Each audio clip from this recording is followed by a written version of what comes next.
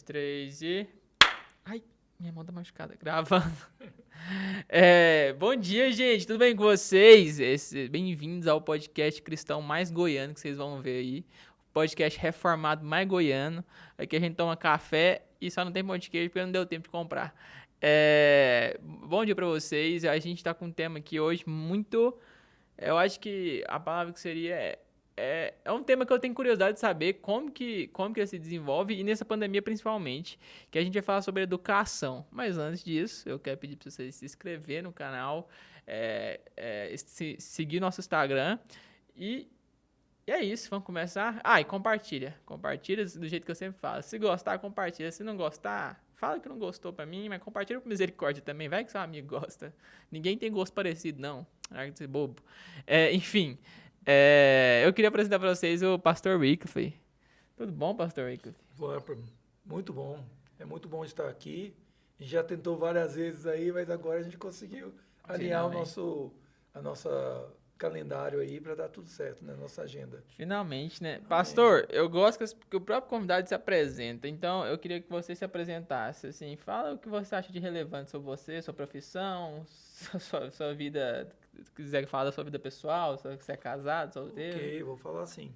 Bom, meu nome é Wycliffe, né? Eu sou Wycliffe Nobre, eu sou pastor da Igreja Presbiteriana, já como ordenado há 12 anos.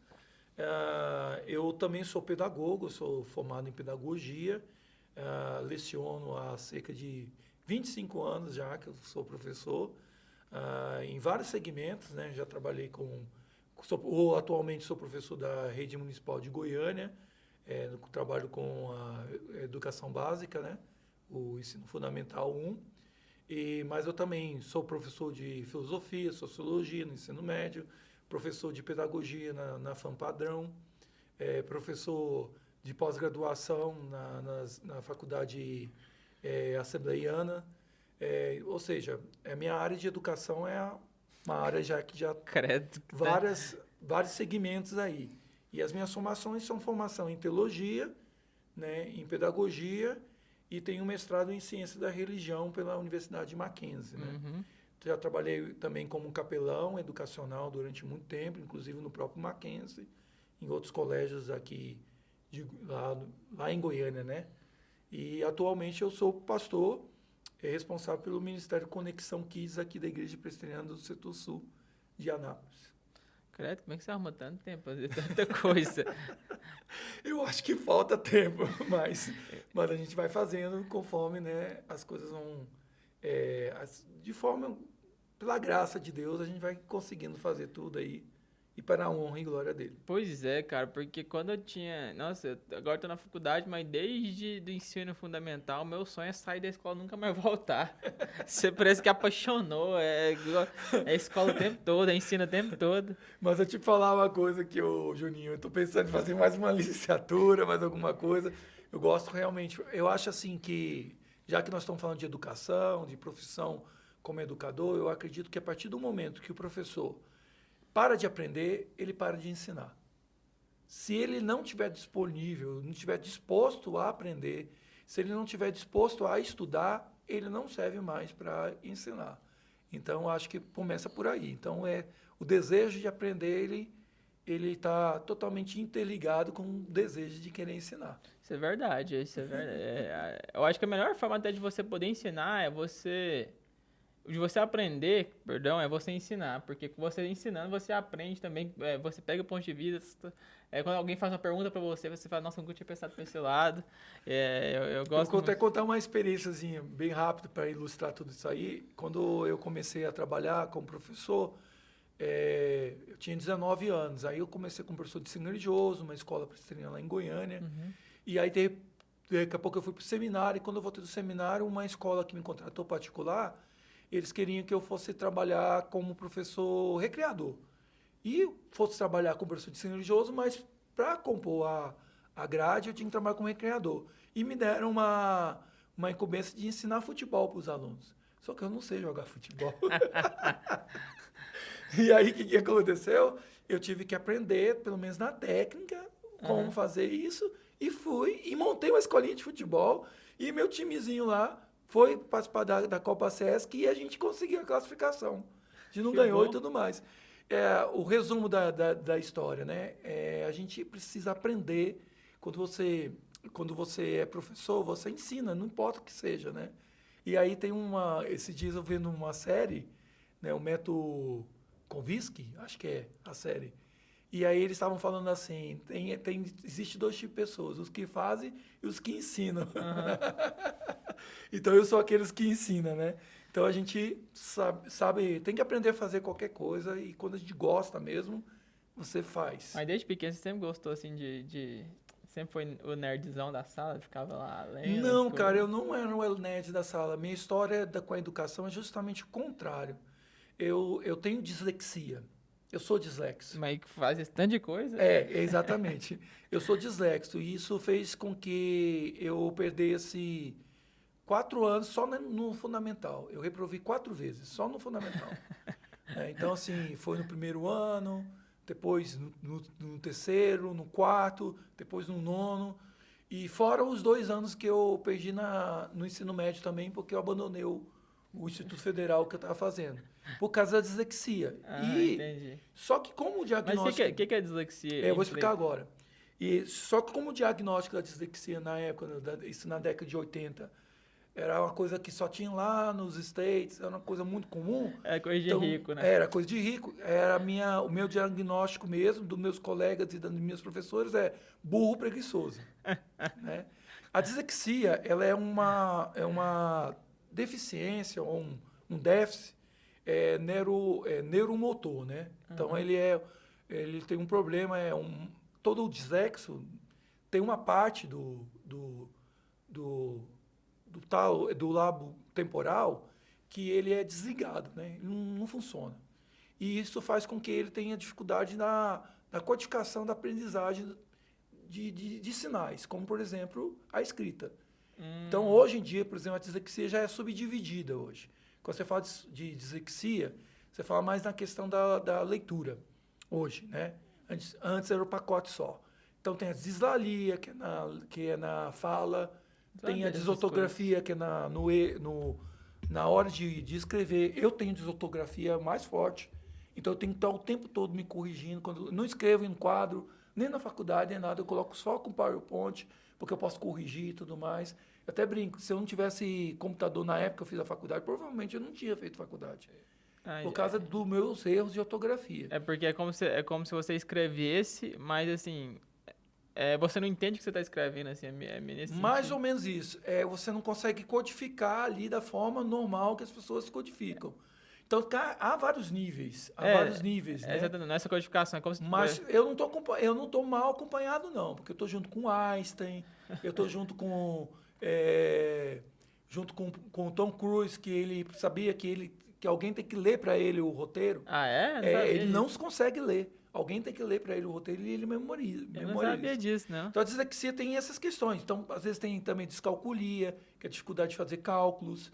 Tem também a disgrafia, que a pessoa escreve de um jeito que quase ninguém entende, sem ser médico, óbvio. Né? Porque médico já faz isso sacanagem. Eu acho que eu tenho esse aí, disgrafia, porque minha letra é horrível. E aí aí eu costumo dizer que tem o nível mais grave da dislexia, que é a disgracia, né? Que é desgraça mesmo, total.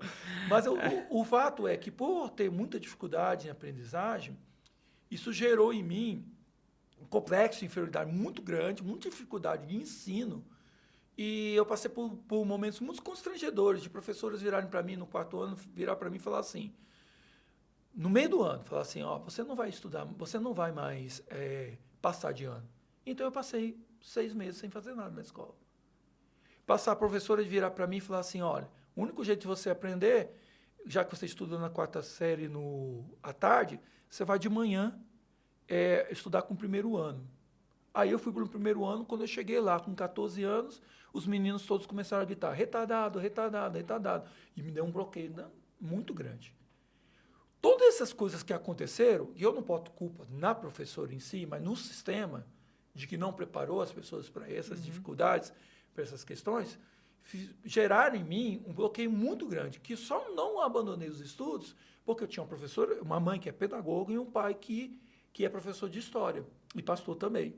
E me deu uma estrutura familiar para lidar com isso. Eu fui fazer terapia, fui buscar o fonoaudiólogo para poder lidar com isso, descobrir a dislexia. Entendi. E isso me fez levar a virar professor, porque eu falei assim, eu vou ser esse professor que vai fazer a diferença, que vai olhar para uma criança que tem um déficit, que tem uma dificuldade, uma criança especial, e vai tratar ela diferente. Não diferente no sentido de colocar ela à parte e dizer, você não vai aprender. Você vai aprender, você vai ter um tempo diferente, você vai ter uma linguagem diferente para aprender, mas você vai aprender. Isso me fez ser professor. Então foi o contrário, não é porque eu era o nerd, mas porque eu era o burro da sala. Caraca, eu tô aqui boquiaberto, cara, porque já foi, pra mim a gente já tinha aqui o podcast todo, cara. Que coisa incrível, mano. Que coisa incrível, Wycliffe. Nossa, assim, Que jornada, hein? Foi difícil, foi Que difícil. jornada e... E hoje, quando eu chego na faculdade, conto a minha história e falo assim, ó, já tenho 2 pós-graduações, 2 graduações, um mestrado, os alunos falam assim, mas como? Né? E realmente, eu não sei como. Só estrutura familiar, mas graças de Deus e um projeto. Porque tudo isso que eu passei fez parte de um projeto para eu ser o que eu sou hoje. Entendi. Né? E poder abençoar a vida das crianças. É Deus que capacita mesmo, né, cara? É impressionante como que nada é impossível pra Deus, né? E você aí que quer trancar o curso porque tá difícil, não é AD? Ou história aqui do Wycliffe. Enfim, agora até me desnorteei aqui. Mas aí você falou que virou pedagogo, né? Mas assim, por que você decidiu virar pedagogo, então? Assim, você queria ensinar, mas você já sabia, vou ser pedagogo, então... Não, a culpa foi da igreja, totalmente da igreja. Foi da igreja? A culpa foi totalmente da igreja. E começou com uma história muito engraçada, né? Que foi assim, um certo domingo, na verdade meus pais são muito voltados para a educação dentro da igreja. Eles desde um ano antes de eu nascer, eles foram participar de um congresso, de um treinamento da APEC, Aliança Pro Evangelização de Crianças, lá em São Paulo, em Mariporã, e no ano seguinte eu nasci. Então eles já eram muito envolvidos. Minha mãe sempre foi a chamada tia Eva, que ela era a tia lá das crianças da igreja. Então eu cresci nesse ambiente, de ver minha mãe ministrando para as crianças, meu pai dando curso para pastores, para professores, voltados para o ensino das crianças na escola, na igreja. Então essa sempre foi minha referência, minha mãe como professora, meu pai como professor universitário de história. Então essa sempre foi minha referência. Porém, quando eu cheguei em Goiânia, isso foi em 91, que eu cheguei em Goiânia, eu fiz o que a maioria dos adolescentes fazem. Comecei a fugir do culto à noite. Quando chegava na hora do culto, que estava todo mundo lá com culto e tudo mais, os meus amigos iam para a porta, na hora da pregação, dava aquele migué, né? Fugia ali para ficar de conversa. Como eu sabia que ia dar ruim, porque eu sou filho do pastor, né? E que logo iam me delatar lá, ia dar ruim. O filho do pastor ninguém delata, não. Todo mundo passa. Aí, como eu sabia que ia dar ruim, o que eu fiz? Eu fugi para o departamento infantil. Então, assim, lá, você conhece 68, lá a primeira igreja de Goiânia? Fica ali na rua 68. Eu acho que eu já vi. Aí, a igreja fica de um lado da calçada e o Instituto Presbiteriano, o IP, fica do outro lado, onde fica o departamento infantil. Aí eu fugi para lá. Quando eu cheguei lá, fiquei vendo aquelas crianças, todo mundo chegando ali pertinho. Chegou uma educadora, que mais tarde ela foi minha professora do seminário, chamada Nelly. E ela falou assim, Wycliffe, o que você está fazendo aqui? Aí eu falei, não. Aí eu falei, vai me entregar, né? Que eu estou fugindo lá do culto. Aí eu falei, não, eu vim ajudar. Aí ela virou e falou assim, você veio ajudar? Eu falei, vim. Ela falou, então vou arrumar para você. Aí eu comecei, falei, pronto, escapei do culto. Aí ela começou a me colocar para ajudar as crianças lá, para fazer as coisinhas lá, para ajudar e para ser auxiliar de sala. Só que aí quando acabou aquilo ali, ela virou para mim e falou, só que eu tenho uma coisa. Para você me ajudar aqui, você tem que ser treinado de segundo. Se você quer ensinar, você tem que aprender. Então, só tem uma condição para você vir aqui uma vez por mês, que os outros 3 cultos você assista lá. E eu vou cobrar para saber o que você aprendeu. Aí eu falei, lasquei. Agora, Deu ruim, pronto, deu né? ruim. Deu ruim. Mas aí eu comecei a assistir os cultos, comecei a participar, me envolvi. Quando eu vi, eu já era professor e nunca mais saí de lá. E aí gostei tanto, mas gostei tanto, que aí logo, uns anos depois, eu fui para o Instituto Federal para fazer lá um curso. E aí, quando eu cheguei lá, eu não me enquadrei naquele jeito nenhum. E aí, uma escola estava precisando de um professor substituto de ensino religioso. Quando eu entrei dentro da sala, aí eu falei assim, não é só uma questão ministerial para a igreja. É a minha profissão. Você viu que É você isso. amava aquilo. E eu já tinha um chamado missionário, porque tenho um chamado missionário desde os 6 anos de idade. Eu já sabia que ia ser missionário. Peraí, chamado missionário desde 6 anos Desde de 6 idade? anos de idade. Como que é isso? Porque aquela pergunta que você vai fazer lá da infância e tal, aí eu vou falar da minha infância, da minha conversão e do meu chamado missionário. Mas aí, quando eu já sabia, mas eu não sabia do que eu ia ser. Eu sabia que, como ser missionário, você não é uma profissão ser missionário. Isso é um chamado, você tem que ter uma profissão para isso. E eu não sabia o que era. No dia que eu entrei na sala de aula, eu comecei a dar aula de ensino religioso, nesse colégio lá, chama Colégio Evangélico Presbiteriano, fica lá no Fim Social. Eu percebi, é isso que eu quero. Eu nunca mais saí.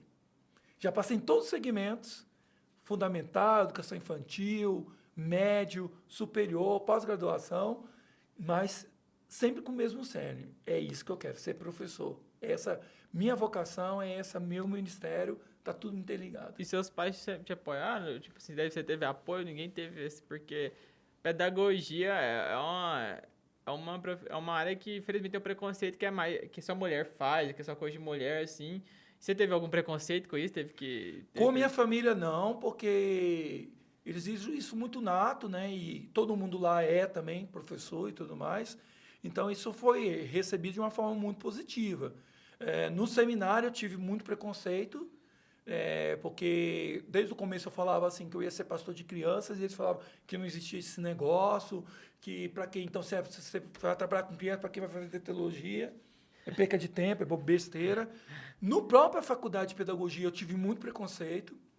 A coordenadora do curso me chamou à parte, veio, me deu uma aula, falou que eu não ia conseguir namorada lá, que não adiantava eu ir para lá, que eu não ia conseguir namorada lá, que falou isso? Falou que no curso não era mais fácil que os outros e de que era melhor eu fazer qualquer outra coisa e depois eu fazer uma licenciatura, porque o homem é para dar aula para Fundamental 2, para outras coisas, licenciatura, agora para pedagogia. Aí eu falei assim, não, você não está entendendo. Eu não estou fazendo pedagogia para ser professor de criança, eu já sou professor de criança. Eu estou aqui para poder pegar essas ferramentas. E aí, quando eu terminei o curso, sendo o único homem no meio lá, essa coordenadora veio e deu um discurso e pedindo perdão e falando do preconceito e falando como que é importante ter mais homem na educação básica. Porque até hoje, imagina isso, até hoje em dia você vê poucos homens nessa área, imagina assim, há quanto tempo atrás, 20 anos atrás, isso foi? Cara, tem mais, tem menos. Eu acho que é porque eu fiz primeiro magistério, né? Aí foi há 20 anos atrás. Aí depois é que eu fiz teologia, depois que eu fui fazer pedagogia. Então já tem. Mas nesse assunto da pedagogia também, todo mundo fala pedagogia. Minha mãe é pedagoga, mas eu simplesmente não sei o que um pedagogo faz além da aula da criança. O que é de fato a profissão pedagogo? Qual que é o objetivo da profissão? O que faz um pedagogo? Ótimo, uma boa pergunta. Então vamos caminhar por aí. Essa confusão ela começa justamente porque a pedagogia, no começo, ela era um curso superior voltado para a área de, vamos dizer assim, de gestão escolar ou de orientação escolar. Então, os cursos de pedagogia, eles eram voltados para isso. Então, quando alguém formava em pedagogia, ele viraria coordenador pedagógico, diretor, gestor pedagógico, nessas áreas. Com o passar dos anos, quando o curso superior, na verdade, quando a educação básica começou a se exigir que as pessoas fossem formadas com cursos superiores, né? Porque antes não eram, você tinha que fazia magistério, um curso técnico, e os pedagogos o curso superior para ser o chefe.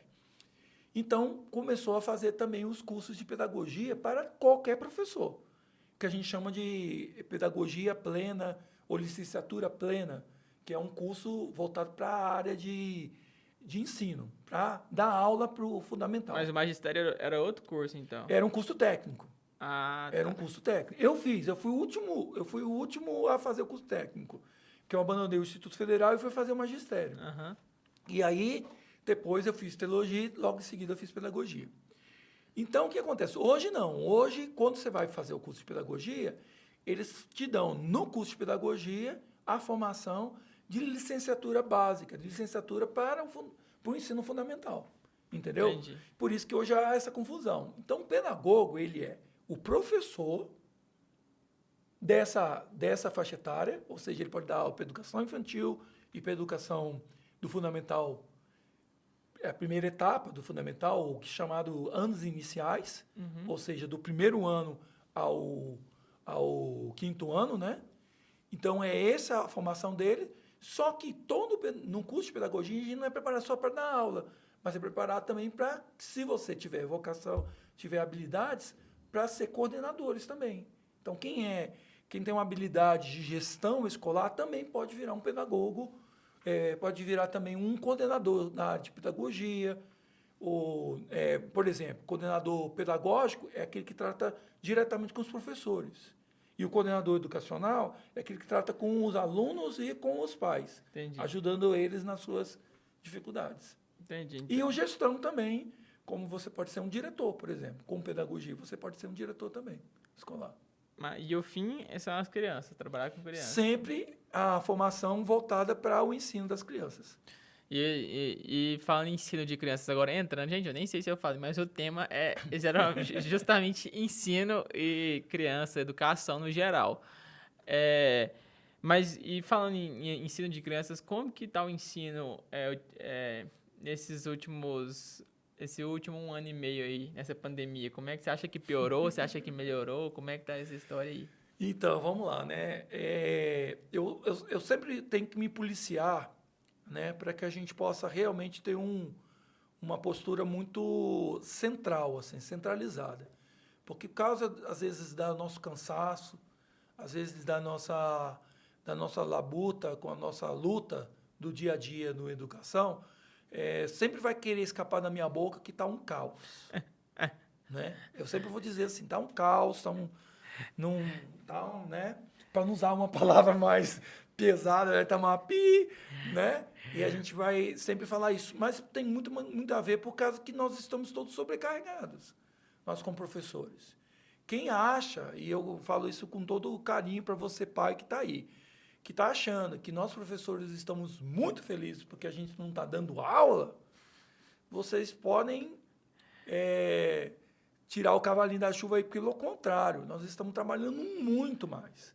E fazendo, muitas vezes, as coisas que a gente sente assim, como se estivesse enxugando gelo, que a gente não está alcançando nossos objetivos. Sim, porque nós estamos sobrecarregados com essa forma de trabalhar, pelas plataformas, pelo online. É muito mais difícil. Nosso trabalho, isso é um problema generalizado. Quem trabalha no trabalho workshop, né? O quê? Trabalho online. Office. Home office, né? Home office. Quem trabalha no home office, está todo mundo reclamando, porque você não tem um horário, você não tem o horário de entrar ali, bater o ponto e sair, né? Sim. Então, você tem que ir fazendo esse trabalho todo que exige muito mais. Você fica madrugada trabalhando e tudo mais. Como professor, você sempre trabalha mais do que o seu trabalho ali, né? Mas nesse trabalho online é muito pior. Então, isso gera uma frustração muito grande, um cansaço muito grande. Agora, por que eu não quero generalizar? Porque, vamos lá, porque a grande questão, ela está muito ligado com a estrutura familiar. Muito ligado com a estrutura familiar. Acho. Então, vamos lá. Quando a gente coloca o que está acontecendo hoje em dia, com essa pandemia, com essa dificuldade, com essa limitação das crianças irem para a escola, a maioria das crianças estão sem educação. Por quê? Porque a maioria das famílias sempre colocaram a educação como única meio a escola fazer. terceirizaram a educação. É sempre isso, né? Assim, Jogaram a educação nas mãos da escola. Às vezes a educação nem era o que o pai estava preocupado, mas preocupado assim, putz, eu tenho que trabalhar. Exatamente. Com quem que eu vou deixar esse menino? Ah, deixa ali nessa escola. O problema do século XXI, da estrutura do século XXI da educação, ela não é apenas mais uma ferramenta para aquilo que a gente ouvia falar assim, ó, estude para ser alguém da vida. Mas hoje se você não ficar na escola, o que eu vou fazer com você? Teste. Né? Então você vai para lá e eu vou seguir minha vida, eu vou trabalhar e blá, blá, blá, e a gente se encontra no final da noite e olha lá. Então esse que é o problema. E aí o que acontece? Uma família que não tem uma estrutura familiar, isso não tem nada a ver com dinheiro, tá bom? Porque você tem hoje crianças que estão sofrendo porque não estão aprendendo, porque os pais não estavam lá, mas estão pagando uma escola caríssima para fazer online. E tem crianças que os pais não tem estrutura familiar para estar do lado ali com o celular e aprendendo. Aí fala, não, o problema é porque não tem um celular. O problema é porque não tem uma estrutura mínima de internet. Não. Eu tenho pais e alunos lá na escola municipal que o pai pega o celular, vai até a escola, pega o Wi-Fi da escola, baixa os vídeos, vem do dia do trabalho e senta com os filhos e ensina para ele. Então, o problema é a estrutura familiar. Não é questão financeira. Não é nível social. Então, qual é o caos que está acontecendo aqui? Para aqueles que não têm estrutura, os filhos estão abandonados. E os pais estão esperando que a escola venha. Aqueles que têm estrutura, os pais estão ensinando junto com eles. Na chamada educação híbrida, né? Que a gente vai falar um pouquinho sobre isso. O que é isso? Eu quero saber. O que é a educação híbrida? A educação híbrida, ela é aquela educação que ela tem uma visão mais ampla e não limita a educação apenas ao momento que a criança está na escola. Isso é educação híbrida. Obviamente, quando a gente fala da educação híbrida hoje, a gente liga as tecnologias de comunicação. Então, você fala sobre as redes sociais, você está falando sobre os meios de comunicação como a internet, celular, televisão, rádio. Então, você está usando todos os meios de comunicação para reforçar. Entendi. Alguns vão dizer assim, a educação híbrida é uma coisa que está muito distante, não é a realidade das crianças. Não é verdade. A educação híbrida já existe. E as crianças já estão aprendendo de forma híbrida. O que está acontecendo é que não havia, até a pandemia, um alinhamento entre essas duas ferramentas, a educação formal e a educação híbrida. Isso é que acontecia. Então, o que a criança fazia? Ela aprendia só do modelo mais tradicional na escola, quadro, giz, livro, tabuada, essas coisas, tudo tradicional. E como a educação era maçante e chata, ela aí procurava, pela sua própria conta, outros meios de comunicação. Ia para o YouTube, ia assistir coisa no vídeo, televisão, rádio, sempre existiu. Só que totalmente desassociada. O que a educação híbrida vem propor? É de que nós temos um trabalho interligado com aquilo que você está aprendendo hoje, estimulando a criança a buscar outras ferramentas, com vídeos do YouTube, com outras coisinhas, interligadas com aquilo que ela está aprendendo, fazendo com que ela aprenda de uma forma muito mais acelerada, muito melhor, muito mais criativa, muito mais gostosa de aprender. Sim. Porque hoje você está falando de uma geração dos milênios, que você já é um milênio, como é que você pode imaginar que há como aprender hoje sem usar a internet? Eu aprendi a vida toda sem usar a internet. Se eu ficar sem usar a internet hoje, poderia ser muito bom. Claro que eu não faço isso porque eu falo com os milênios. Então, eu preciso aprender para poder ter uma linguagem com vocês. Mas uma geração como a minha vai viver sem isso. Poderia viver, continuar vivendo. Mas a geração que já vive, não existe essa linguagem. Não tem como não haver isso. Então, a educação híbrida, ela já existe. O que a escola precisa fazer e a igreja precisa fazer é que isso faça parte. Uma das grandes ganhos que nós tivemos aqui no Conexão Kids durante essa pandemia foi justamente chegar na casa dos pais. Porque a maioria dos pais faziam o quê? A gente chegava num domingo, a educação infantil aqui, ó, o trabalho aqui do Conexão Kids, era só para que ele pudesse assistir o culto normal. Mesma coisa. O que eu vou fazer com esse menino aqui no meio do culto? Vai para lá. Aí ele ia para lá, ele recebia atividade, aí a gente ficava implorando. Pai, pelo amor de Deus, faz esse menino memorizar o versículo durante a semana. Faz atividade durante a semana. Reforça com ele, faz um culto doméstico com ele. E aí não fazia. Durante esse período da pandemia, o que a gente fez? Fizemos grupos de WhatsApp, gravamos vídeos aqui no estúdio, e aí o pai teve ferramentas para trabalhar com ele durante toda a semana.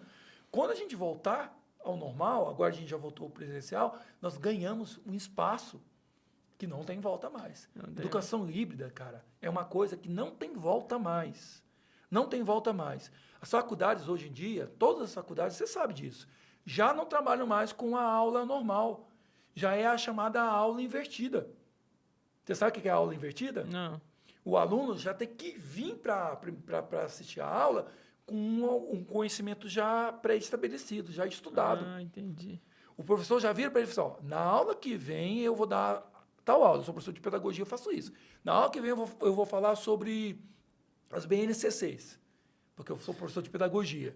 Aí, então, as bases curriculares nacionais. Uhum. Então, vai lá e você tem que estudar sobre isso. Estuda, pega esse arquivo aqui, vê esse vídeo aqui que está no YouTube, e na próxima aula a gente vai conversar sobre isso. Aí o aluno vem com a aula invertida. Então, isso acontece mais na faculdade, né? Mas o professor não fala que é aula invertida, não. É parte do pressuposto que você se vira. Não, a gente vai falar aqui sobre direito econômico e, sei lá, e marxismo. Aí, o pressuposto é que você se vire, leia.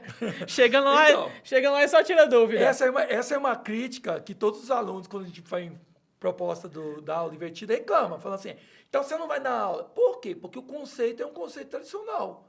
O que é dar aula? É você pegar um conteúdo e transmitir esse conteúdo. Uhum. Você acha que hoje a gente precisa de professor para pegar conteúdo? Não precisa. Não. Você já tá, o conteúdo está aí na internet, está tudo aí. O que você precisa, o que o professor sempre vai existir, se ele for bom, não é transmitir conteúdo, é codificar o conteúdo, fazer assimilação do conteúdo. Freiriano, olha. O Igor gosta do Paulo Freire. A educação bancária Você já leu o Paulo Freire? Demais, claro, sim.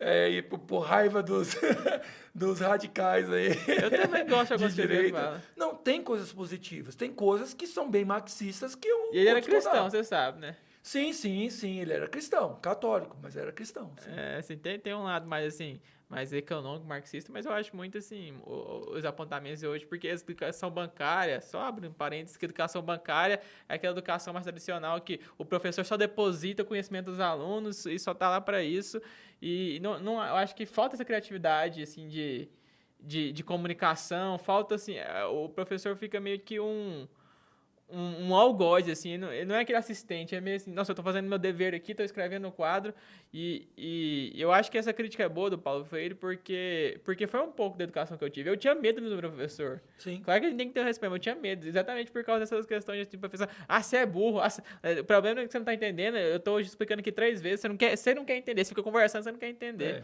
Eu acho que isso atrapalha um pouco o processo de aprendizagem. Sim, com certeza, e não foi só ele, o Freinet mesmo falava assim, que não adianta você pegar, eu gosto muito dessa expressão que o Freinet fala, que também é um outro marxista, mas quem não era naquela época ali do ensino que estava levantando essas questões. Que o Freinet vira, que é um francês, ele vira e fala assim, ó, você não adianta você querer, entendeu, dar água ao cavalo. Você pode pôr o cavalo dentro do rio e falar assim, bebe água, você tem que dar sede pro cavalo. Dá umas voltas com ele, ele fica morrendo de sede, encosta ele perto do rio e ele vai beber horrores. Educação não é uma transmissão de conhecimento, mas é um desenvolvimento de ensinar ou de desenvolver a vontade do aprendizado. De conhecer. Então, por exemplo, a gente fica pensando muito, por exemplo, pensando muito nessa questão aí da didática, fica pensando muito em ensinar a criança a ler. Antes de ensinar a criança a ler, você não tem que ensinar a criança a ler. Você tem que fazer ela gostar de ler. Mas ela não sabe ler ainda. Peraí. Mas se você todos os dias conta a história para ela, se você pega a Bíblia, você pai, pega a Bíblia ilustrada e começa a ler para ele todos os dias à noite, ele vai ficar assim, eu quero ler por minha conta. Agora, se ele não ouve histórias, se ele não vê você lendo a Bíblia junto com você, por que raios dadas ele vai querer ler? Se ele vê você todos os dias sentado em frente à televisão, mexendo no computador, e ele não vê você vendo livros, ele vai falar assim, para que isso? Você sabe que o Brasil está entre as nações que menos lê. Exato. Mas por quê? Porque se você não vê os outros gêneros, não tem vontade de ler, você não tem para que aprender a ler. Tá, Então, primeiro é a vontade, depois a técnica de aprender. tá aí minha crítica aqui, já pulando assim um pouco do roteiro, mas já entrou nesse quesito. Eu acho que tá um dos piores problemas dessa educação caseira e da educação cristã, até que exatamente os pais querem terceirizar o serviço de educar. E, só que nem eles na casa deles, assim, eles, nos momentos que eles deviam ser exemplo, deviam educar, eles não educam. Então, por exemplo, o pai insiste em obrigar o menino a ir pro culto, mas hoje é dia, o pai não faz um culto devocional, o pai não estimula a criança a ler a Bíblia, o pai não estimula a criança a estudar alguma coisa, não estimula a ouvir uma música, o pai trata o filho com valores que não são cristãos, o pai fala palavrão o tempo todo, e depois a culpa é da igreja que tá sendo uma má influência, ou a culpa é da escola que tá ensinando os valores pervertidos do mundo da minha criança. Exatamente. Eu acho que tem muito isso também, né? Não, é só isso, na verdade. Não é nem muito disso, é só isso. Às vezes a gente fica tão preocupado assim de colocar a escola, vou colocar meu filho na escola cristã, porque lá não vai ter educação de gênero, porque lá não sei o que lá não vai ter comunismo, blá, blá, blá, blá, blá. Você preocupa com tudo isso, entendeu? Só que aí você não está ensinando a ele lidar com essas realidades. E aí vai chegar uma hora que ele vai para a faculdade, e a faculdade pode ser Mackenzie, que é presbiteriana, mas os professores não são. O currículo do MEC não é. E aí ele vai levar um baita no susto quando ele descobrir que tudo que ele aprendeu tem nada a ver com o que o mundo ensina. E aí, provavelmente, em vez de ele levar um susto e voltar e falar assim, não, que preciso voltar, ele vai dizer assim, me enganaram, porque não me contaram o outro. Foi o que eu vi. Foi o que eu vi na faculdade. Mentiram para mim. E aí o cara se desvia. Aí o cara larga a mão. Porque não é porque foi a escola, a faculdade que transviou ele. É porque a igreja e a família não preparou ele para o mundo. Não mostrou para ele as realidades. Ó, tem isso e tem isso. Tal.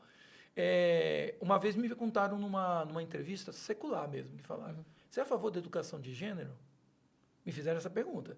Aí, se você ouvir ela assim, seca, você fala assim, é pegadinha.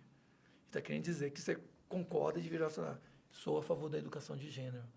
Aí ele falou, você é a favor da educação de gênero? Falei, você é um pastor, você é um educador cristão. Como é que você fala uma coisa dessa? Eu sou. Eu acredito que os pais precisam fazer a educação de gênero dos seus filhos. E mostrar que ele nasce homem, que nasce mulher, que foi assim que Deus criou. Essa é a educação que os pais precisam dar. Se a educação de gênero for feita bem feita no lar, a escola pode falar o que quiser. Pode falar o que quiser. Que tem 35 tipos de gêneros diferentes, que tem não sei o que lá, porque a base já foi estabelecida. Já foi mantida lá. E ele sabe o que ele é. Ele olha lá e diz assim, eu sou isso. Opa, sou. Eu sou isso, não vai ficar em dúvida. Eu estou olhando aqui, mas eu não sei.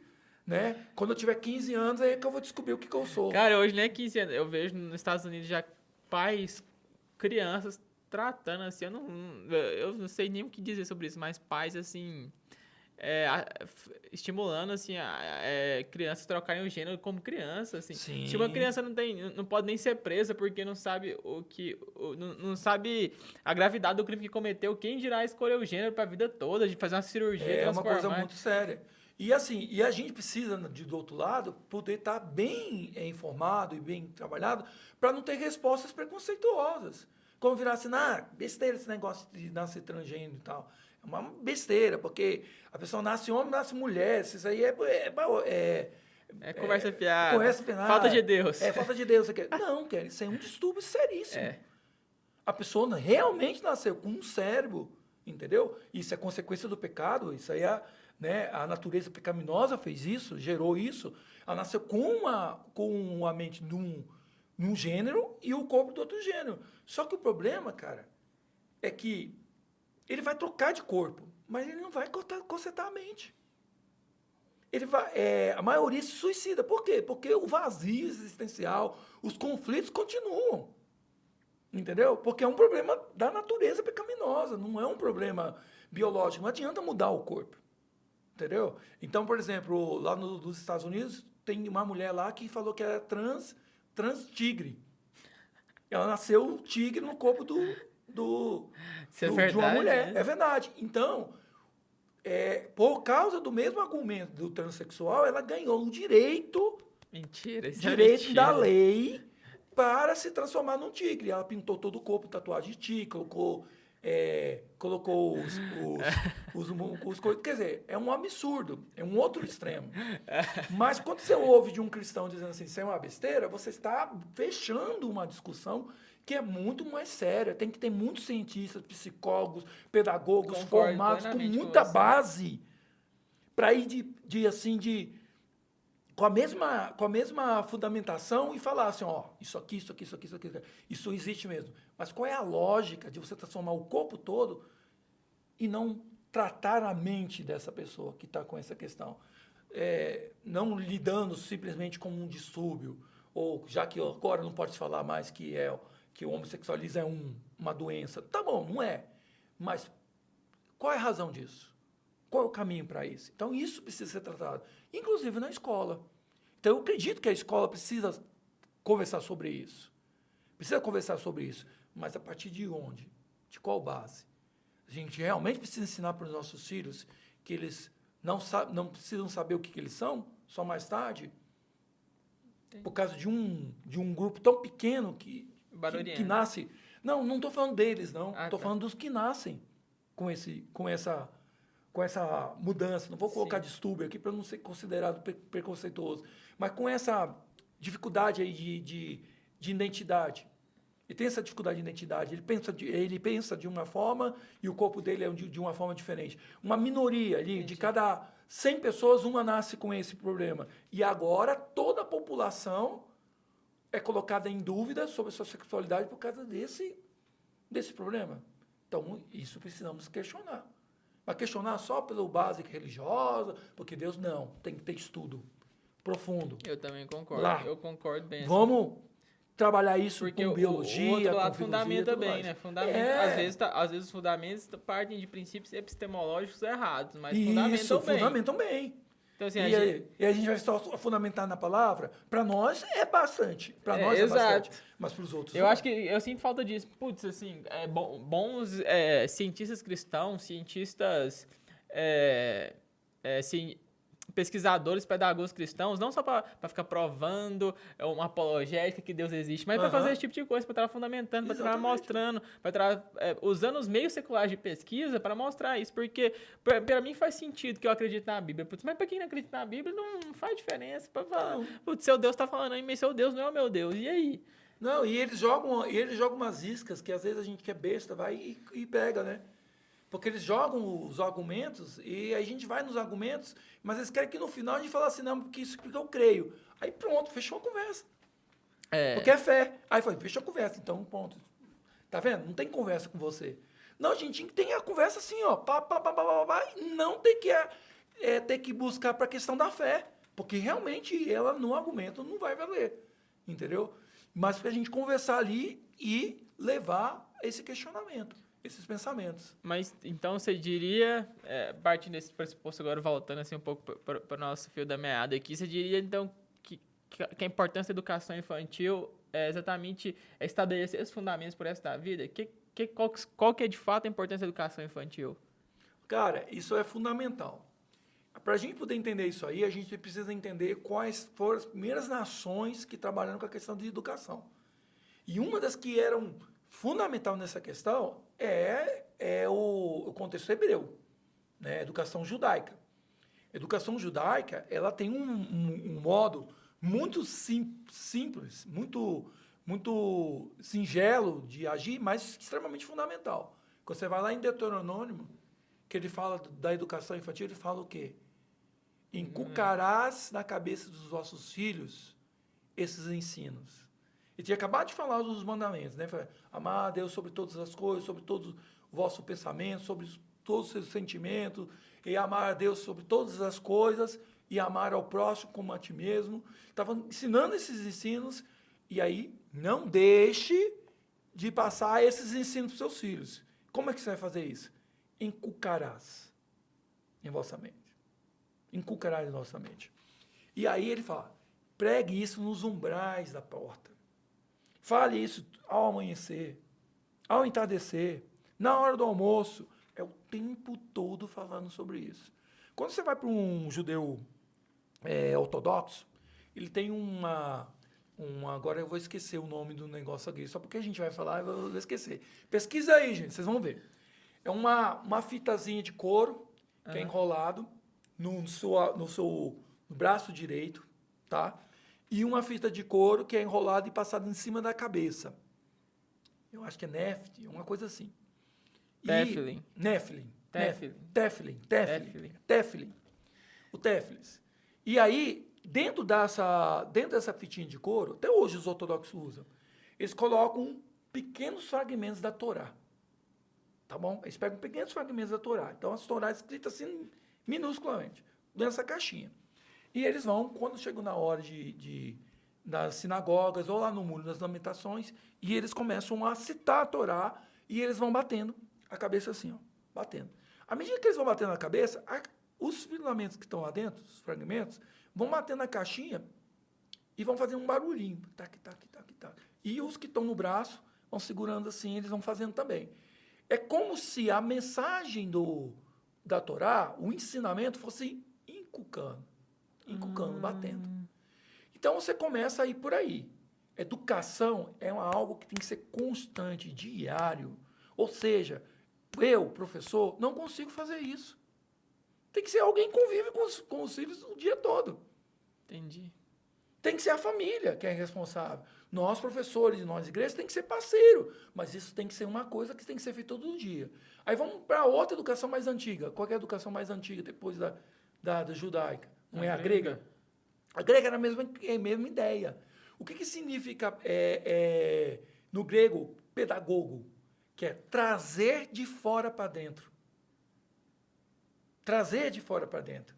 Então, o pedagogia, é trazer algo que está de fora e trazer para dentro. Fazer com que a criança compreenda as suas questões. Os primeiros pedagogos, que a maioria eram escravos, você sabia disso? Não. Você já ouviu falar na Bíblia, no aio? Não. Aio, que Paulo fala assim, que a lei é o aio. Sim. O aio, o que era o aio? O aio era ele era um escravo, tá? Que era responsável pela educação dos filhos. Então, quando eles invadiam lá os outros povos e tudo mais, os gregos invadiam, eles pegavam os caras mais sábios, transformavam eles em escravos e faziam eles educar os filhos deles. Isso era o aio. E o cara era um gênio, era o cara mais inteligente. E ele era responsável pela educação. Por isso que Paulo usa essa figura de linguagem para dizer assim, ó, olha, a lei aqui, ele é o aio, ou seja, ela não é responsável pela mudança. A responsável pela mudança é o que vai vir, que é a salvação em Cristo Jesus. Mas enquanto isso não acontecia, a lei estava servindo ali para preparar toda a plataforma, todo o caminho que viria para a salvação em Cristo Jesus. Então, os pedagogos, eles tinham essa ideia de ter alguém que ia caminhar. Como que era a educação deles? Eles andavam pelo caminho e os seus discípulos atrás aprendendo. Então, a educação, ela não pode ser resumida à ideia de um momento específico, de uma escola, de um local. Tanto, a palavra grego para escola vem de quê?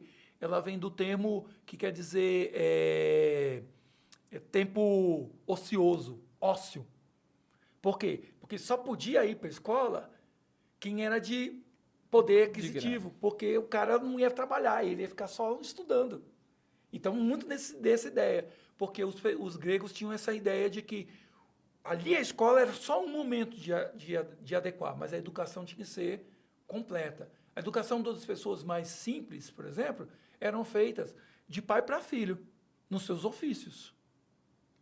O oleiro ensinava para o oleiro, o ferreiro ensinava para o filho para ser ferreiro, e assim por diante. Então, essa educação grega era mais ampla. E aqueles que iam para o lado da filosofia, iam para a escola, os ócios. Os que não precisavam fazer nada, só estudar.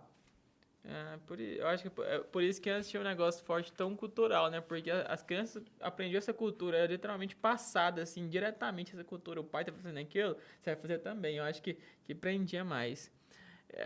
Então, assim, a importância da educação é dar esse fundamento mesmo pro resto da vida, né? Tipo, quando a pessoa, eu acho que até a Bíblia fala disso, ensina a criança o caminho que deve andar e, assim, ele não desviará dele, assim, É tão legal essa interpretação, quando hoje em dia, com mais ferramentas que nós temos sobre a interpretação hebraica, a gente poderia traduzir esse versículo de uma forma mais correta. Porque a ideia que a gente tem, assim, ensina a criança no caminho que ela deve andar, certo? Mas o hebraico, ele usa muito mais o termo assim, ó, não deixe a criança seguir no caminho dela. É mais nesse sentido. Então, o ensino, ele é responsável para para tirar a criança do seu caminho natural. Porque se você não ensina, se você não dá a palavra para ela, ela vai trilhar um caminho. E o termo hebraico aí, de caminho, é como se fosse uma trincheira. Ou seja, deixe a criança fazer o seu próprio caminho, que quando ela for velha, não tem mais como reverter.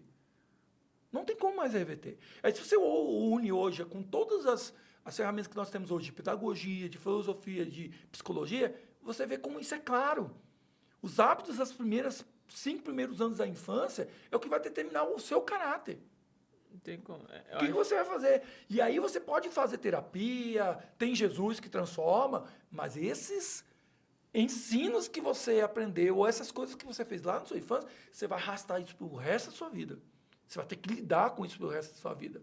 Porque aquele primeiro momento ali foi a hora que você fez a tua trincheira. Você cavou aquele buraco. Então, quando Moisés escreve esse texto, ele está falando assim, ó, deixe a criança traçar o seu próprio caminho, que depois vai ser tarde demais. Então, não deixe. Intervém agora, Entendi. quando é possível. Intervém. Isso é educação, é muito importante. Entendi. Fundamental. O que eu ia falar? Eu ia falar um negócio sobre isso, eu acho que é exatamente porque eu acho que na fase da infância, assim, eu acho que é a fase que uma criança que passa por um trauma de infância leva isso pro resto da vida, né? Leva, às vezes nem tem consciência, fica no subconsciente. Aí a minha esposa, como psicóloga, vai ter que ir lá, catucar lá e descobrir o que estava lá atrás. Que tá incomodando. Que estava lá atrás, que muitas vezes ela nem sabe.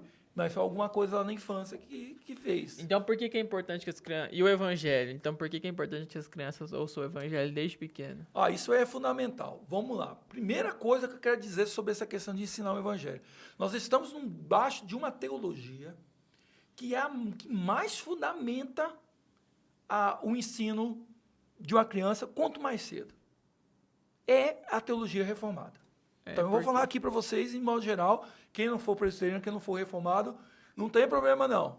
No final, todo mundo vai ter que ensinar, de qualquer jeito, porque a palavra de Deus ensina que tem que ensinar as crianças. Mas vou explicar por que a teologia reformada é que mais fundamenta isso.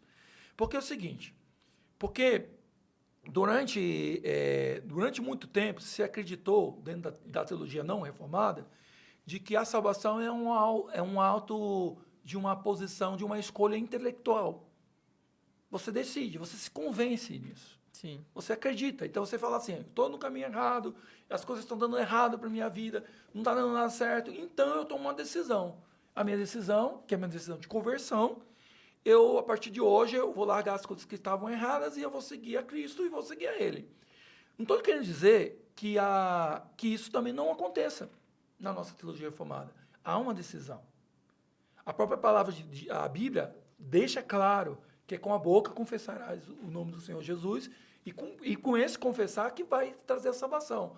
Mas nós, como reformados, não acreditamos que isso seja a única coisa. E, aliás, isso seja consequência apenas da primeira, de que não é uma conversão intelectualizada, mas é uma ação do Espírito em nossas vidas.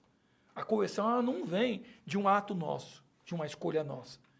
Não é nós que escolhemos Cristo primeiro, mas Ele que nos escolheu primeiro. Entendi. Então é algo que vem do nosso íntimo, do nosso espiritual e, por que não, do nosso subconsciente, que está interligado, até mesmo porque a gente não faz essa divisão, né? Então, o que acontece? A conversão é um ato da ação do Espírito Santo, que é que a gente usa lá teologia reformada como o constrangimento do Espírito Santo. O Espírito Santo nos constrange, né? Ou seja, a gente a graça é irresistível. Não tem como você resistir. Se ele agiu em você, se ele habitou em você, não tem como você resistir e falar assim, não sei e tal. Porque isso não vem de nós. Isso não é do nosso. Ninguém se convenceu de nada, porque eu não queria. Uhum. O meu ser nunca é Deus. Eu não quero fazer o que é a vontade de Deus. Eu quero fazer a minha vontade. E mesmo convertido, ainda continuo nessa dualismo ali, constantemente, como Paulo diz, o bem que eu quero, isso eu não faço, e o mal que eu quero, isso é o que eu faço. É o que eu faço?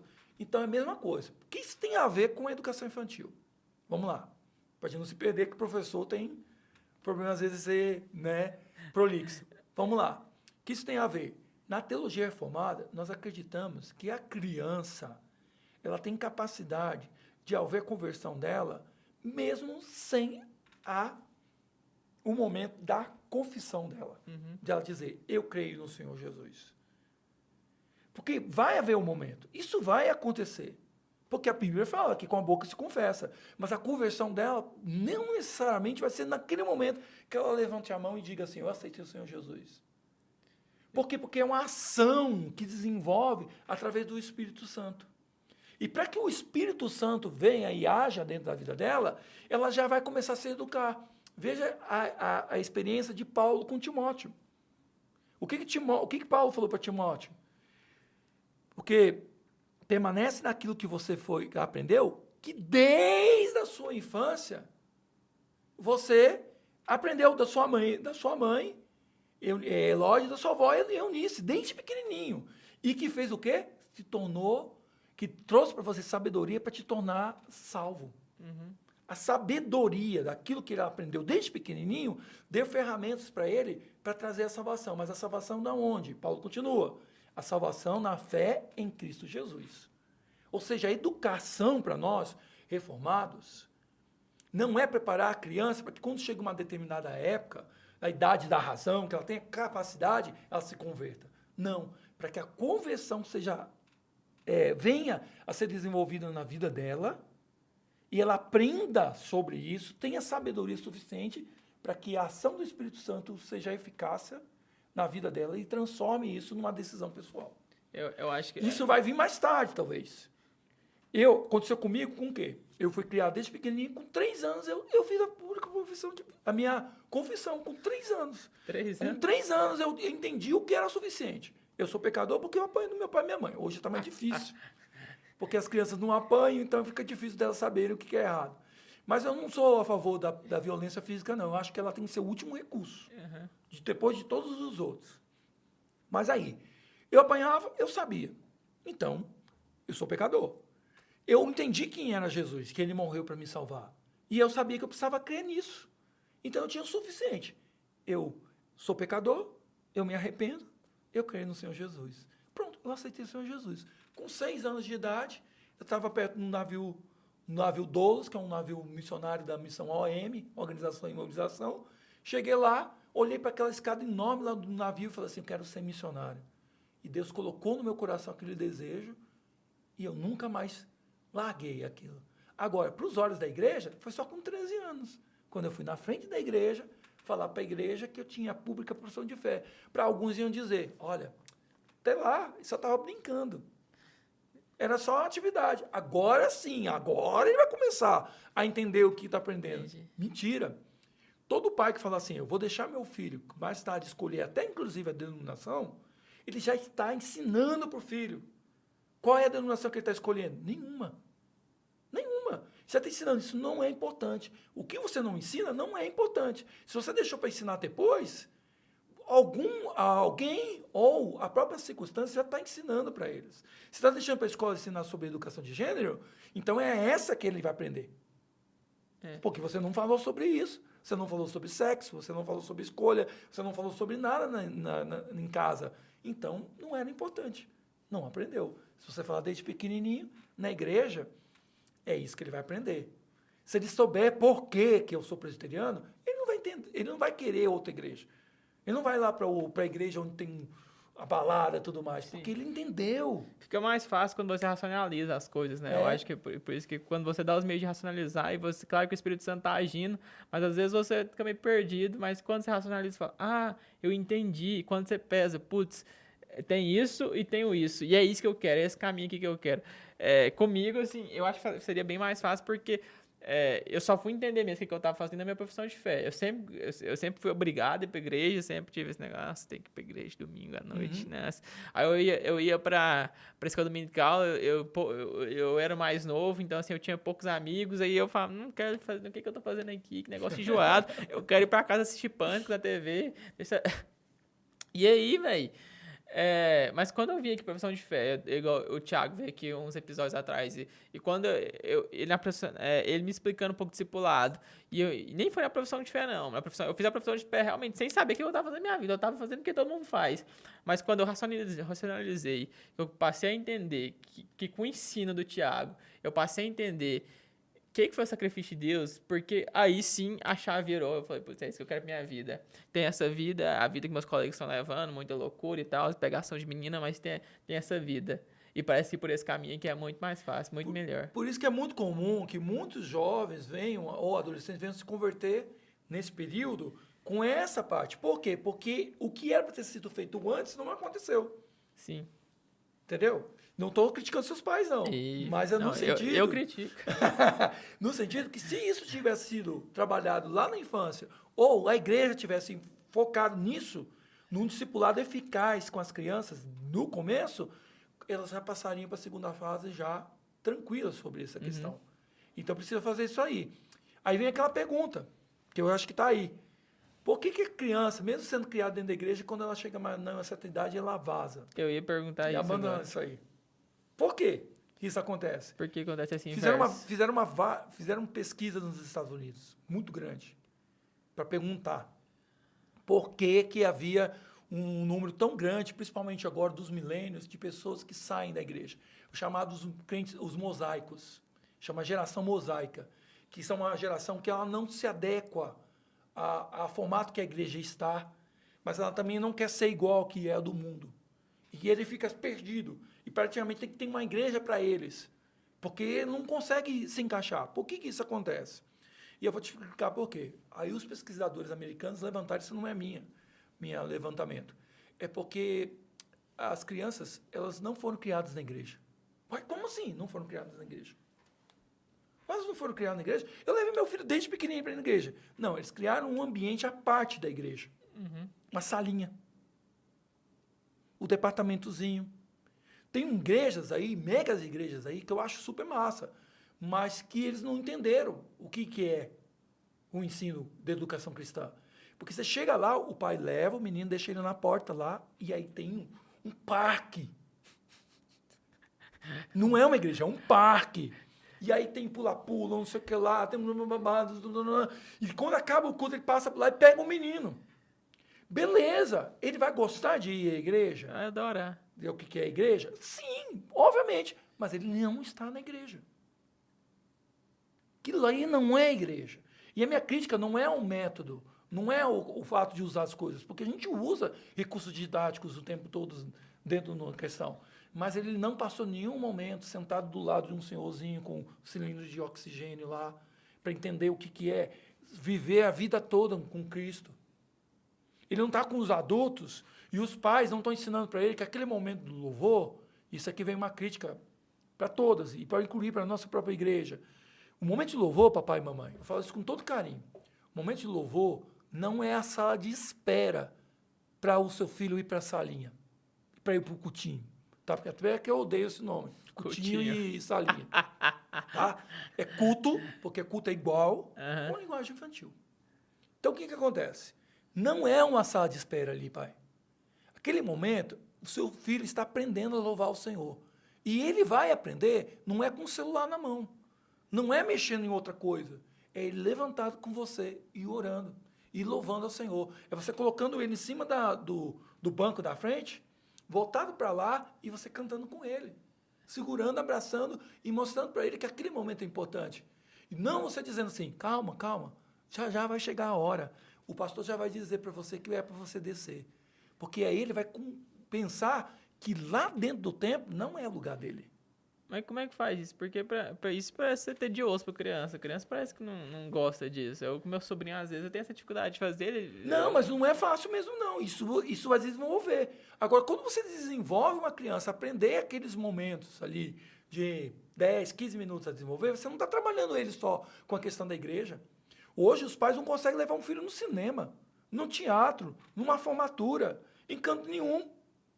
Por quê? Porque não se gasta tempo em ensinar as crianças a saber lidar em ambientes. Os pais hoje não podem levar um filho num restaurante. Ou leva o filho com um tablet, com o celular e põe na mão dele para ele ficar ali hipnotizado pela tecnologia. Ou então você tem que gastar o tempo. Filho, agora nós estamos num restaurante, nós vamos comer em família. Agora, os pais que não conseguem segurar o filho numa mesa de restaurante, não é porque ele não consegue na mesa de restaurante. É porque eles não fazem isso em casa, na mesa. Entendi. Então, como é que ele vai fazer? Não é aquilo que minha avó me ensinava e dizia assim, costume de casa vai à praça. Então, a mesma coisa é na igreja. Se você não ensinou, se você não gastar ali seu tempo, ter um desenvolvimento, que é difícil pra caramba. É fácil quando a gente não é, né? Quando não é pai. Então, tem um difícil ali. Se chegar e falar assim, vamos lá, vamos gastar esse tempo. Já vindo casa pro carro, falar assim, nossa, não é tão bom louvar o Senhor. Não é tão legal. Vai trabalhando com os filhos isso para chegar ali. E você vê vários pais aqui que conseguem fazer isso. Tem vários que conseguem. Tem muito a ver com a idade também. 1, 2, 3 anos vai ser mais difícil, mas começa ali. Se eu não pagar o preço ali, quando tiver 5, 6, 7 anos, não vai conseguir, não vai chegar lá. Então, tudo isso é um caminho. Então, a gente precisa entender que a educação na igreja, ela precisa ser uma coisa muito mais ampla do que um momento apenas Eu acho da criança vir. E E lá embaixo, por exemplo, quando a gente faz de culto infantil, ele tem que ter liturgia de culto. É criança, mas tem que ter liturgia de culto. Tem que ter um momento de contrição, tem que ter um momento de exaltação, um momento da mensagem. Para quê? Para que a criança venha e vá aprendendo. Porque domingo, sem ser passado, né? Não esse domingo, no passado, eu fui lá e dei a mesma mensagem que eu dou para as crianças e fez a pregação para elas, com a linguagem, E eu gostei. Com o bichinho que mexia e tudo mais. Por quê? É didática. A didática tem que ser alterada, mas a mensagem é a mesma. A mensagem não é diferente para a criança, é a mesma do adulto. E, aliás, tem muitos adultos que foram conversar comigo que entenderam melhor depois. Eu entendi muito melhor. Por quê? Porque a linguagem é para todo mundo. Eu quero que o assim. Eu falo assim, quem trabalha com criança pode trabalhar com qualquer faixa etária. Já ao contrário, não. Já ao contrário, não. Nossa, era tão bom se os professores de faculdade dessem aula igual da aula para criança.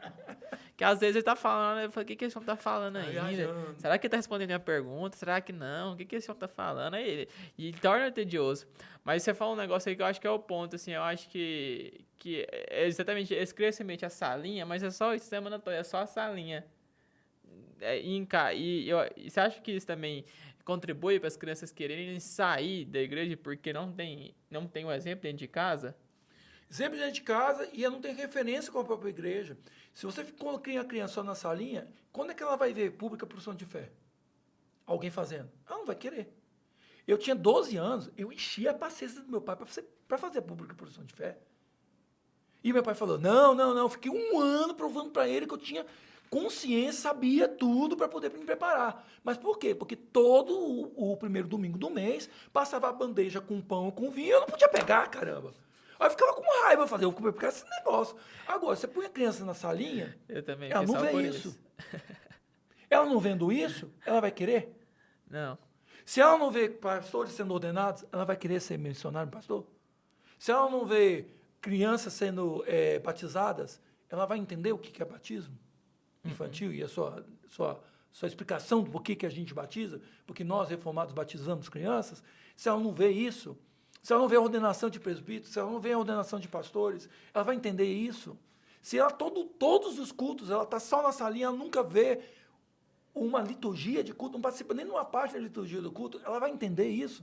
Se isso não é parte dela, ela vai ter 10, 11 anos e alguém vai bater no ombro dela e vai dizer assim, agora você está preparado para ir para o culto. Ela sobe e ela não entende nada. Aí fica que é chato, tédio. E aí, se vai para as estatísticas, qual é a maior idade que tem a maior debandagem de pessoas da igreja? 12 anos. 12 anos? 12 anos. Eu vi isso mais jovem, assim. Amigos que cresceram comigo na igreja. E eu queria entender por que acontece isso. Cresceram comigo na igreja. Eram os amigos que minha mãe falava, vocês vão poder sair com ele porque ele é da igreja. Uhum. Mas assim, cresceram, passaram um pouco da adolescência comigo. E a partir das faixas que entra pra faculdade, 16, 17, 18 anos, esses amigos se demandaram, não quiseram saber mais Mas eu vou te disso. explicar por quê. 12 anos é a hora que ele sai da igreja. Mas aí fala assim, mas está lá. Mas ele não está mais lá. Ele está fisicamente. Entendi. E aí ele está lá esperando a faixa etária que os pais já desistem e falam assim, não, agora a decisão é tua. Aí é a hora que ele fala assim, então eu não vou mais. Mas você pode ver que ele não está no culto.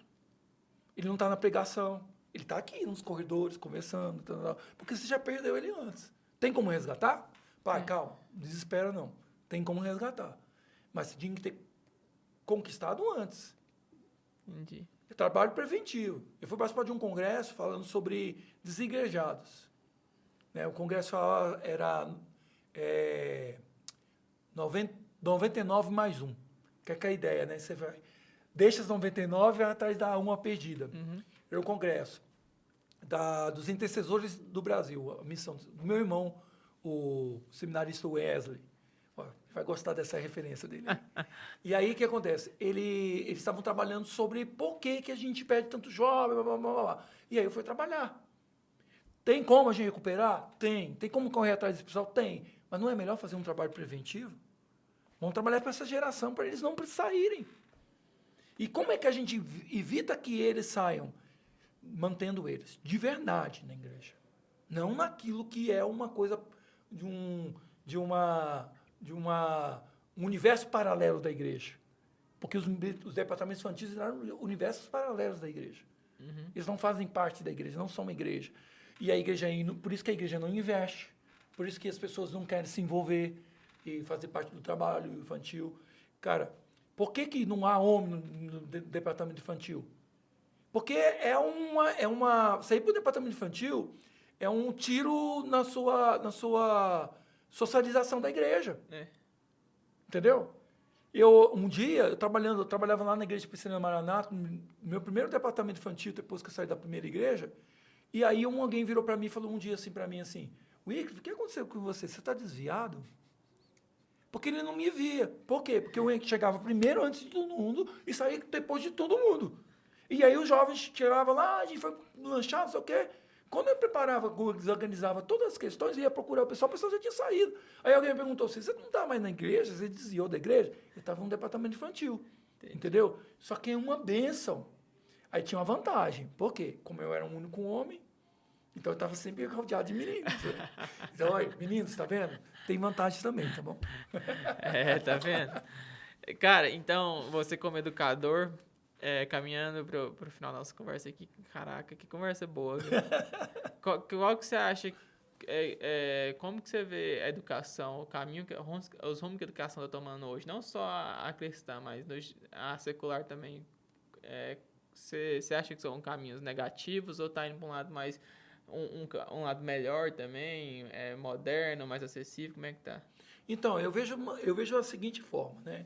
Eu acredito que a educação, a cada dia que passa, ela está sendo uma das ferramentas mais acessíveis, sim. Entendeu? Porque nós temos as tecnologias que possibilitam. Você pensar que hoje em dia, por exemplo, você pode fazer inúmeras pós-graduações totalmente em AD. Você pode fazer o seu horário, do seu jeito, na hora que você quiser e da forma que você quiser. Então, hoje, as tecnologias elas possibilitam isso. Isso. Mas, por outro lado, assim como as mídias sociais, assim como a tecnologia hoje tem roubado a nossa convivência diária, nós precisamos sempre resgatar esses relacionamentos que realmente vão produzir a educação, como um relacionamento entre aluno e professor. Sim. O professor nunca vai ser substituído por tecnologia nenhuma, porque ele não é um transmissor de conhecimento. Se você é um transmissor de conhecimento, daqui a alguns meses você está desempregado. Desiste. Porque não há mais lugar para esse tipo de professor hoje em dia. Entendeu? Um problema na sociedade e na própria educação é da gente sempre ficar remoendo e trabalhando dentro de um saudosismo do que era antigamente. Tem muita gente colocando a culpa em Paulo Freire, em outras educações, jogando a ideia de que, tipo assim, olha, sabe por que as crianças não aprendem nada? Porque elas, quando o professor entra dentro da sala de aula, os alunos não ficam de pé, em respeito. Não faz Claro, nada. isso é verdade, isso é verdade. Não reza o Pai Nosso no começo da É, aula. exatamente, não reza o Pai Nosso no começo das aulas. É verdade de que hoje nós temos um distanciamento muito grande, de uma falta de respeito com o professor, mas não é falta de respeito com o professor, é falta de respeito com os mais velhos, com os pais, com os avós, com todos. A sociedade se perdeu nessa questão de respeito. Isso precisa ser resgatado. Mas não adianta militarizar todas as escolas, resolver essa questão e todo mundo para o professor, sendo de que uma ferramenta que nós ganhamos, essa ferramenta não está sendo utilizada. Qual é essa ferramenta? Que hoje nós temos uma abertura de comunicação. Cara, eu não quero voltar ao tempo da ditadura militar, numa aula seca, conteutista, só de conhecimento e de um distanciamento, entendeu? Só para que eu tenha paz com meus alunos. E não adianta mesmo. Gente, colégio militar era o colégio que eu tinha amigo mais maconheiro que tinha no colégio militar. Só para ter paz com meus alunos? Só para que eu possa dar uma aula e ninguém me encha a paciência e eles não aprendam de fato, porque aí eu vou lá para a Vigox, de que a educação ela vem a partir do quê? Da interação, através da zona da aproximação. Ou seja, o conhecimento real e trazer para o conhecimento tangível. Sim. Isso faz através do quê? Da sócia interação. Então, é o mais bíblico de que todos. Porque Piaget, você tem isso, conhecimento dentro de si mesmo. Você só constrói. E o behaviorismo, o cognitivismo, ele vai dar a ideia de que você só tem que haver estímulos. Nenhum desses dois. Tem que ter uma interação. E a palavra de Deus não fala isso, de ensinar o pai a ir lá e interagir, fazer essa zona proximal. Então, isso eu sou bem vigarciano mesmo. De que o ensino é através da interação. Então, o professor sempre vai ter espaço, sempre vai ter. Então, o que nós precisamos trabalhar? A valorização do professor, sim. Mas não vai ser resolvido apenas com a disciplina. Sim. Mas com uma educação eficaz, com uma educação que seja realmente que valoriza. O nosso material aqui no Conexão Kids, ele é socio-interacionista. Ou seja, a gente trabalha com a ideia da criança desenvolver o seu conhecimento. A gente não pega uma historinha, viu, pai? A gente não pega uma historinha e conta uma historinha para os filhos e depois passa uma tarefinha com eles, não. A gente vive com eles. Então, ontem, domingo, eu estava trabalhando com os meninos sobre que o alvo é Cristo. E eles estavam brincando de alvo. Então, se você chegasse lá e falasse, eles estão brincando. Eles não estão brincando. Isso chama lúdico. Lúdico é o quê? Aprendendo através da brincadeira. Mas parava os momentos e a gente trabalhava teologia com eles. Não é historinha, é teologia. Teologia com eles. Se preparando. Porque quando eles chegarem lá nos 13, 14 anos, eles vão falar assim, ó, eu tenho vários objetivos na minha vida, mas se nenhum deles não for no foco em Cristo Jesus, eu estou fora. E eles aprenderam. Memorizaram o versículo a respeito disso, eles entenderam o conceito a respeito disso e saíram dali com o alvo de seguir a Cristo acima de qualquer outra coisa. E qual que você vê que são os desafios hoje, ou os desafios de sempre, para o educador cristão? O que você vê assim? Olha, o principal dele tem que ser em permanecer ser cristão. Está parecendo esquisito o que eu estou falando, né? Porque é o seguinte, a gente coloca às vezes a coisa como se fosse uma coisa assim, codificada para aquela específica profissão. Então você fala assim, o advogado, ser cristão é muito difícil. Porque ele tem que mentir, ele tem que defender um criminoso, um pedófilo e tal. Então, o advogado ser cristão é difícil. O pedagogo hoje é muito difícil, porque tem educação de gênero, porque tem não sei o que lá, porque tem comunismo. Espera aí, não. Ser cristão é difícil. Porque para você ser qualquer profissão, você tem que fazer aquilo que Paulo disse que você fazer. Que é o quê? É a renovação da vossa mente. Esse que é o desafio de qualquer cristão. Seja você pedagogo, pedreiro, seja você faxineira, seja você advogado, promotor de justiça, qualquer coisa. O tempo todo você vai ter que estar trabalhando a sua mente assim. Não se conforme com esse século. Não conformar com esse século é você virar um radical e que vai lá e que briga e que fala assim, não pode ter isso na escola. Não conformar com esse século é você não achar que isso é normal. Então, quando você senta numa sala de pedagogia e está todo mundo indo para uma coisa que é contrário ao que o Evangelho fala, você tem que renovar sua mente e pensar, peraí, está todo mundo indo para essa direção, mas essa não é a direção correta. Não é isso que é o correto. E isso tem que ser para todas as profissões, para qualquer área da sua vida. Você tem que estar o tempo todo. Quando você assiste uma novela, quando você assiste um reality show, não adianta você dizer assim, não assisto e estou imune. Não. Quando você ouve um rádio, quando você vê uma coisa, você tem que estar o tempo todo pensando assim, às vezes quando eu assisto uma coisa, você está torcendo pro vilão. Você está falando assim, não, mas o cara roubou, mas é pro próprio bem. E isso aí você tem que pensar, mas não é. É renovação da vossa mente. Não conformei com esse século. Então, esse é o desafio do pedagogo cristão. Ele olhar para as coisas, olhar para as ferramentas, não de uma forma radical, e olhar e falar assim, isso aqui dá, isso aqui não. O que eu posso fazer de diferente? E aí a vida dele, sem ele ficar lá defendendo partidarismo de cá, ou partidarismo de cá, ou que ele é de direita ou de esquerda, ele vai olhar e as pessoas vão dizer para ele, cara, esse cara, ele é muito bom no que ele faz. E ele é coerente no que ele vive. E eles vão se respeitar. Não vai nem aceitar o que você fala, mas vai respeitar, porque você tem coerência no que você pensa, no que você vive. Amém. Gente, que conversa boa, hein? Quando é que a gente volta? Se eu fosse você, eu compartilhava. A gente tô terminando a conversa aqui por causa de tempo. Mas você tem um recado final para quem está escutando aí? Alguma palavra final para as crianças, sei lá, para o jovem, para o adulto, para o pai? Tenho sim. A palavra que eu tenho realmente é aquilo que Paulo falou para Timóteo, né? Permaneça firme naquilo que você, desde a sua infância, foi instruído. Quando eu era criança, para encerrar mesmo, né? Na adolescência, na verdade, eu tinha muita inveja das pessoas que não tinham nascido na igreja. Eu também tenho. Eu tinha muita inveja. Não, isso é comum, viu? Para nós que nascemos. Eu também tenho. Porque eu falava assim, o cara aprontou, fez isso, fez aquilo, e ele vai para o mesmo céu que eu. E melhor ainda, ele sentiu o poder de Deus transformando a vida dele. Eu quero ter isso. Então, se para ter isso, eu tenho que sair da igreja para depois Deus me salvar, então vale a pena. Eu pensava dessa forma. Por quê? Porque eu olhava para todas as conversões, e esse é um erro que a igreja faz, quando vem chamar pessoas para testemunhar, que todo mundo tem que ter uma conversão de Paulo. Você está no cavalo, indo para fazer coisa errada, Jesus aparece para você, você cai e fica cego, depois Jesus te cura. Eu queria isso. Eu também. Eu procurando a minha até hoje. Mas aí, conhecendo as palavras, as escrituras, eu vi que eu não era Paulo, eu era Timóteo. Eu era um privilegiado.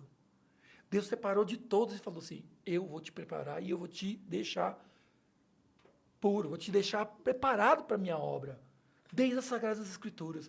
E aquilo foi criando um orgulho bom dentro de mim. E eu fui pensando, cara, eu fui um escolhido, eu estou... Sabe, por quê? Porque desde pequeno eu conheço as Sagradas Escrituras e eu sigo as Sagradas Escrituras que eu fui preparado com a sabedoria suficiente para a salvação vinha através da fé em Cristo Jesus. Então eu digo para você que é adolescente, para você que é criança, para você que é jovem, que foi criado na igreja, você é um privilegiado. Não tenha inveja dos outros, não. Sabe por quê? Porque Deus te preparou e você não vai ter que passar por um monte de coisas que talvez não vão consertar. Apenas você vai ter que saber lidar com elas, que não vão consertar. Então, e você pai, e você mãe, invista tudo que você tem para que a criança seja um Timóteo, para que a criança seja realmente, que ela não tem que ser um Paulo. Talvez você foi um Paulo, mas seu filho pode ser um Timóteo, aquele que foi desde pequeno preparado para ter sabedoria, para, através da fé em Cristo Jesus, vinha a se converter, vinha a crer no Senhor Jesus. Não espere que ela tenha maturidade para isso. ela já pode ter essa experiência. E a nossa teologia dá esse suporte. Desde pequenininho. Qual a idade para conversão, pastor? Cara, não sei. Porque não é no momento que ela fala, eu aceitei. Isso já veio antes, o Espírito Santo. Isso pode vir muito antes. Eu vim com 3 anos, eu falei. Mas onde veio minha conversão? Sinceramente, não sei. Não sei. Faz parte de um projeto, faz parte de um plano. Eu estava dentro de um pacto, de uma aliança, da família da aliança. Nós cremos nisso. Seu filho já é abençoado. Seu filho pode até não converter, tá? Porque isso não depende dele, nem depende de você. Mas ele vai ser diferente de qualquer outra criança. Quantos jovens que foram criados na infância, não são nem na igreja, têm um caráter diferente porque foram criados na igreja. Eu percebo porque isso. São filhos da igreja. Eu percebo isso. E isso já vai valer. Agora a conversão aí deixa com o Espírito Santo de Deus. Eu percebo isso. Isso já não é responsabilidade nossa. Amém. É isso, gente. Muito obrigado. Compartilha esse vídeo e beijo pra vocês e até o próximo episódio. Tchau, gente. Valeu, obrigado.